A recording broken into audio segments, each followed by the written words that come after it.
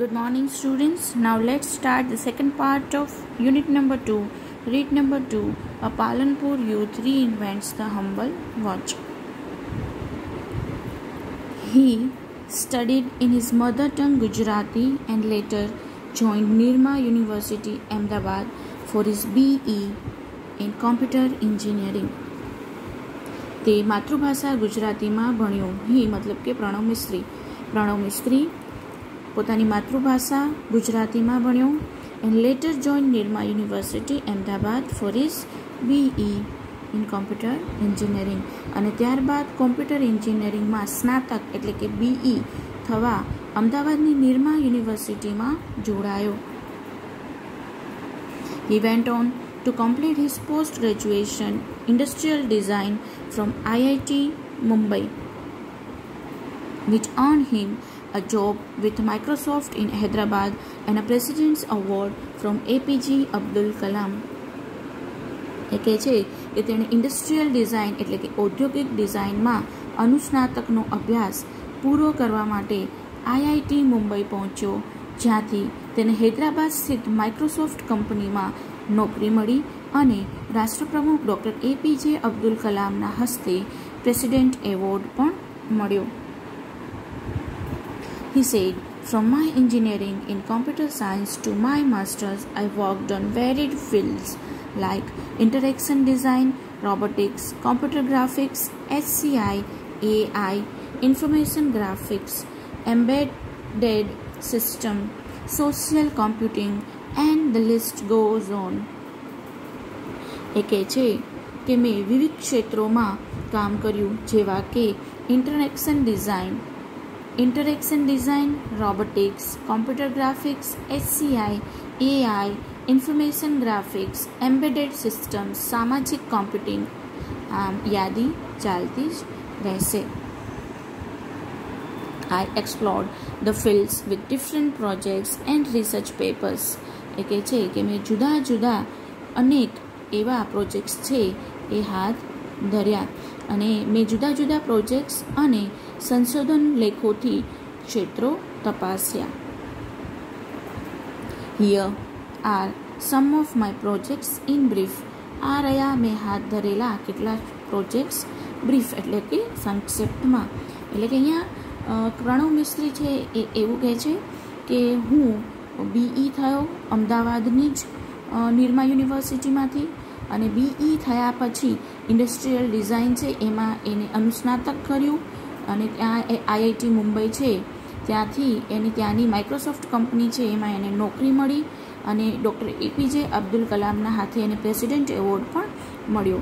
આ સિવાય એને કોમ્પ્યુટરમાં સાયન્સમાં એન્જિનિયરિંગમાં એડમિશન લીધું, ત્યાં એ અનુસ્નાતક થયા અને વિવિધ ક્ષેત્રો જેવા કે interaction design, robotics, computer graphic, HCI, AI વગેરે જેવા વિવિધ ક્ષેત્રોમાં એને જુદા પ્રોજેક્ટ્સ હાથ ધર્યા અને અમુક એવા એના પ્રોજેક્ટ્સ કે જે ખૂબ જ ફેમસ છે એ અહીંયા ટૂંકમાં આપણને વર્ણવવામાં આવ્યા છે. આ પહેલાંના વિડીયોમાં મેં તમને એક નાનો એવો વિડીયો બતાવેલો કે જે પ્રણવ મિસ્ત્રીની શોધ વિશેનો હતો, તમે ધ્યાનથી જોયેલો જ હશે. તો એ વિડીયોના સંદર્ભમાં જ અહીંયા આપણે આગળ હવે ભણીએ છીએ. Teletouch lets you touch and control things from a distance. Teletouch કે જેનો એક પ્રોજેક્ટ છે, તો એ ટેલિટચની મદદથી તમે દૂરથી વસ્તુઓને સ્પર્શી શકો છો અને નિયંત્રિત કંટ્રોલ કરી શકો છો. ડિસ્ટન્સ એટલે દૂરથી. See through your smartphones camera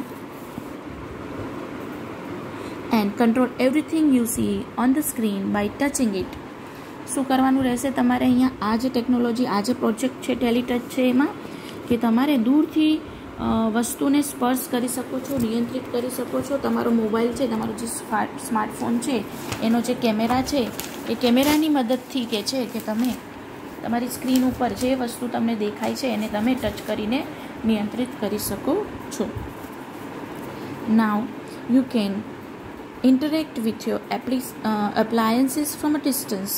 ખૂબ જ દૂરથી તમે વસ્તુ છે એને નિયંત્રિત કરી શકો છો. એપ્લાયન્સીસ એટલે ઉપકરણો. તમે ઉપકરણોની સાથે દૂરથી રમતા ક્રિયા પ્રતિક્રિયા કરી શકો છો. Now you can interact with your appliances from a distance in a fun way. રમતા TV, alarm, music player, open the door, turn on that light, just by touching it in on screen. It's simple. Teletouch lets you interact with your world with touch from a distance. ખૂબ જ સહેલું છે. માત્ર સ્ક્રીનને અડકવાથી જ કે touch કરવાથી તમે TV, alarm, music player, બારણું ખોલવાનું, લાઇટ ચાલુ કરવાની વગેરે આરામથી કરી શકો છો. તે પણ સરળ છે. ટેલિટચ તમને દૂરથી માત્ર સ્ક્રીન પરના સ્પર્શમાંથી જ તમારી દુનિયા સાથે પ્રત્યાયન કરાવી શકે છે. એ કહે છે કે it can interact you with your world with touch from a distance. અહીંયા પિક્ચર પણ આપેલું છે અને આપણે વિડીયોમાં પણ જોયું કે કોઈ પણ વસ્તુની સામે તમે કેમેરા રાખો અને સ્ક્રીન પર એ વસ્તુને તમે ટચ કરો and then you can interact with that thing from your mobile. Now the second device is સ્પર્શ.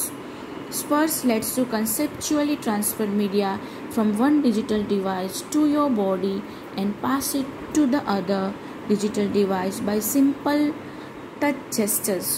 It's wonderful. અદ્ભુત છે આ સ્પર્શ ડિવાઇસ. સ્પર્શ પ્રત્યક્ષીકરણથી મીડિયાને સ્પર્શ ચેષ્ટાઓ માત્રથી એક ડિજિટલ ડિવાઇસમાંથી બીજી ડિવાઇસમાં તબદીલ કરી આપે છે. અને કેવું છે કે તમે મોબાઈલ લીધો અને એમાંથી જે તમારે મીડિયા જે તમારે લેવું છે from the digital device to your body, તમે એને ટચ કરશો તો એ જે મીડિયા છે તમારા બોડીની અંદર આવી જશે, તમારા શરીરની અંદર આવી જશે. And pass it to the other device. હવે તમારા બોડી થ્રુ તમે એને બીજી ડિવાઇસમાં પાસ ઇટ ઓન કરી શકો છો માત્ર એક ટચથી. Touch whatever you want to copy from laptop, TV, smartphone, e-book, reader, etc. Now it is saved conceptually in you. Next, touch the device you want to paste. શું કરવાનું રહેશે? Touch whatever you want to copy. આપણે copy paste મોબાઈલમાં simple કરીએ છીએ ને, એ જ રીતના તમારા મોબાઈલમાં તમારે જે કોઈ પણ વસ્તુ છે એને કોપી કરવી છે એને તમે ટચ કરો તમારા લેપટોપમાંથી, ટીવીમાંથી કે મોબાઈલમાંથી કે ઈ-બુકમાંથી, અને પછી નાવ એ જે વસ્તુ છે કે જે તમારે કોપી કરવી છે it is saved conceptually in you. હવે એ તમારી અંદર એ કહે છે કે તબદીલ થઈ ગઈ છે. કન્સેપ્ચ્યુઅલી પ્રત્યક્ષીકરણ રીતે એ કહે છે કે તમારી અંદર છે એ આવી ગઈ છે. Now next touch that device you want two paste. હવે ધારો કે તમારા મોબાઈલમાંથી તમારે લેપટોપમાં લેવું છે તો તમે એ ડિવાઇસ કે જેમાં તમે લેવા માંગો છો એને ટચ કરો. Now next touch the device you want to paste. Spurs uses touch-based interaction as an indication for what to copy from where and where it to pass it on. એટલે એ જે તમે જે હવે જે કામ કરશો એનાથી શું થશે કે તમે જે વસ્તુને પેસ્ટ કરવા માંગો છો એ એની અંદર થઈ જશે.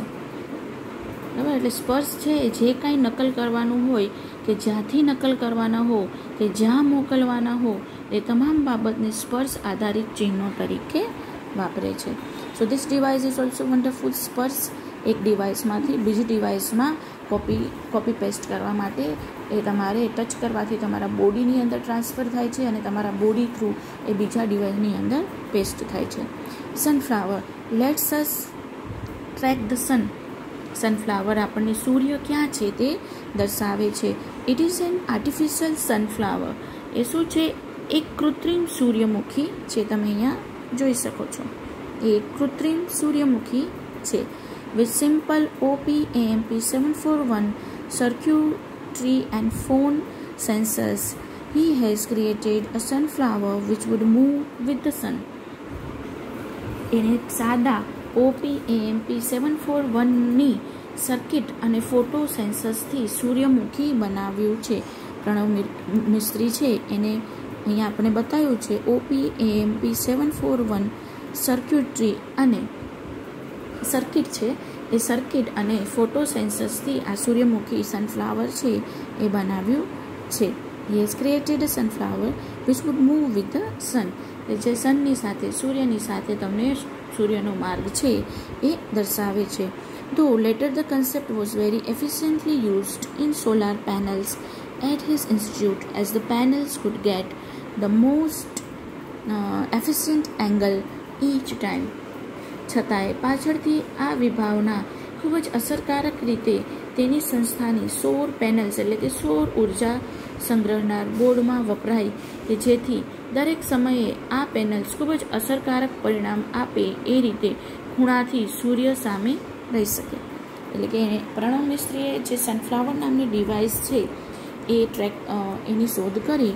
એનો ઉપયોગ આપણે સોલાર સિસ્ટમનો જે આપણે યુઝ કરીએ છીએ એમાં વપરાય કે જેનાથી સોલાર સિસ્ટમ છે એ સૂર્યને કોઈ પણ ખૂણામાં ટ્રેક કરી અને એનાથી એનર્જી મેળવી શકે. નાઉ the next is sixth sense. Sixth sense is a variable gesture interface that augments the physical world around us with digital information and let us use natural hand gestures to interact with that information. Sixth sense એ હાવભાવથી સંચલિત પહેરી શકાય wearable એટલે કે પહેરી શકાય એવું સાધન, એવું device કે તમે ઘરેણું પણ કહી શકો એવું ઘરેણું છે જે આપણી આસપાસના ભૌતિક જગતમાં ડિજિટલ માહિતી ઉમેરે છે અને તે માહિતી આદાન પ્રદાન કરવામાં આપણી સ્વાભાવિક રીતે જ હાથથી કરાતા હાવભાવનો ઉપયોગ કરીને આપણે એને કરી શકીએ છીએ. તો સિક્સ સેન્સ શું છે? Is a wearable gesture. તમે એને પહેરી શકો. સિક્સ સેન્સને તમે તમારા ગળામાં કે કોઈ પણ રીતે વીંટીમાં કે રીતે તમે એને પહેરી શકો છો કે જે તમારા ફિઝિકલ વર્લ્ડ, તમારી આજુબાજુનું જે વર્લ્ડ છે એની માહિતી છે, એની જે ઇન્ફોર્મેશન છે એ તમારા જેસ્ચર કે જે તમે પહેર્યું છે એની અંદર એ તમને આપી દે છે. By using a camera and a tiny projector mounted in a pendant-like wearable device, sixth sense is what you see and visually augment any surfaces or objects we are interacting with. તમે કોઈ પણ એ પેડન્ટની અંદર તમે પહેરી લો અને તમારું સામેનું ઓગમેન્ટ એટલે ઉમેરવું અથવા તો વધારવું, અને ઇન્ટરફેસ એટલે કે પદ્ધતિ અથવા તો પ્રયુક્તિ, જેસ્ચરલ એટલે હાવભાવયુક્ત. એટલે કે છે કે વેરેબલ ડિવાઇસ છે, પહેરી શકાય એવી ડિવાઇસ છે કે જે તમારા જેસ્ચરલ એટલે કે તમારા હાવભાવયુક્ત તમારું જે ભૌતિક વર્લ્ડ છે, દુનિયા છે એની પદ્ધતિ છે એનાથી તમે એમાં કંઈ પણ માહિતી છે એ ઓગમેન્ટ એટલે કે ઉમેરી શકો છો. ખૂબ જ સુંદર વાત છે અહીંયા આપણી સામે કરેલી છે કે સિક્સ સેન્સ ડિવાઇસ છે એ તમે સ્વાભાવિક રીતે જ હાથથી કરાતા હાવભાવનો ઉપયોગ કરી શકાય છે. તમે આગળના જે પાર્ટનો જે વિડીયો છે પ્રણવ મિસ્ત્રીનો જે મેં તમારી જોડે શેર કર્યો એની અંદર આ સિક્સ સેન્સ વિશેની માહિતી છે આપેલી છે. તમે ધ્યાનથી એ વિડીયો જોશો તો આ ડિવાઇસ છે એની તમે સમજી શકશો. It projects information onto surfaces, walls and augments any surface or object we are interacting with. બરાબર છે? એટલે કે તમે જે માહિતી તમે વેરેબલ ડિવાઇસ એટલે કે તમે ગળામાં પેન્ડન્ટની અંદર એક કેમેરો ફિટ કર્યો છે અને કેમેરો તમારી સામે ધારો કે તાજમહેલ છે એ કેપ્ચર કરી રહ્યું છે, તો તાજમહેલની હરેક હિસ્ટ્રી છે, એની હરેક માહિતી છે એ કોઈ પણ સરફેસ હોય, ધારો કે એ દિવાલ હોય કે જમીન હોય કે કોઈ પણ જગ્યા છે એ જગ્યા પર એને પ્રોજેક્ટ કરે છે around us and lets it interact with the projected information through natural hand gestures, arm movement or our interaction with the object itself. Sixth sense attempts to free information from its confines by seamlessly integrating it with reality and thus making the entire world your computer.